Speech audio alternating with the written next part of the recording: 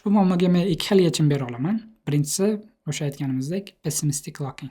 Ya'ni biz blokdan foydalanamiz. Ya'ni o'sha qatorni lock qilib qo'yamiz. Demak, user A ham, user B ham tranzaksiyani boshladi. Demak, siz select for update degan buyruqni yuborsangiz, tranzaksiya o'sha qatorni bloklab qo'yadi va user B lock qilinganni, ya'ni qilinganni kutyapti, release bo'lishini. Ya'ni lock qilingan qatorni. Select for update aynan o'sha tanlangan obyektni bloklab qo'yadi. Menimcha bu sizga tushunarli bo'lgan bo'lsa kerak va select for update bilan bu muammoni osonlikcha hal qilishimiz mumkin. Boyagi blog web sahifamga e'tibor bergan bo'lsangiz, aynan u yerda shu select for update bilan, ya'ni pessimistic locking mexanizmi bo'yicha yechimni ko'rsatib o'tgan edim. Lekin bizda ikkinchi yechim bor, bu optimistic locking. Va bunda version check qilish kerak.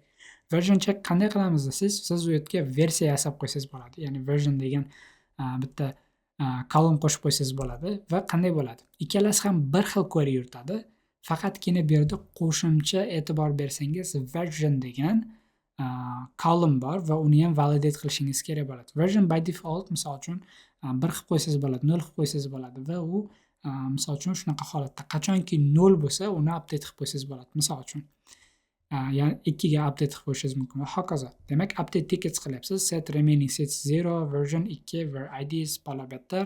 Bu yerda ham xuddi shunday. Ya'ni ikkalasi bir-birini blok qilmaydi, lekin mana bu version 1 filtri qoniqtirmaydi. Chunki nega? Aynan bunaqa qator topolmaydi. Ya'ni versiyasi 1 bo'lgan, IDsi 100 bo'lgan qatorni topolmaydi. Shuning uchun topolmagani uchun uni update qila olmaydi. Bu esa tezroq bajarib qo'ygani uchun u success oladi. Va ikkalasi ham commit qiladi. Bu yerda bu fail bo'ladi, bu yerda esa bu muvaffaqiyatli bajariladi. Ya'ni A holatida muvaffaqiyatli, B holatida muvaffaqiyatsiz bo'ladi.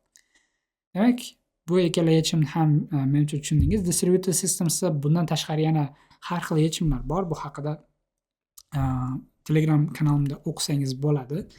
Xo'p, Telegram kanalimni qayerdan topsangiz bo'ladi? Telegram kanalimni boyagi web sahifani pastki qavatida mana bu yerga bossangiz, ya'ni mana bu yerga bossangiz, bu yerda sizni ajoyib web sahifaga olib o'tadi va bu yerda siz juda ham ko'p o'zga foydali bo'lgan bloglarni o'qishingiz mumkin. Keyingi darslarda ko'rishguncha.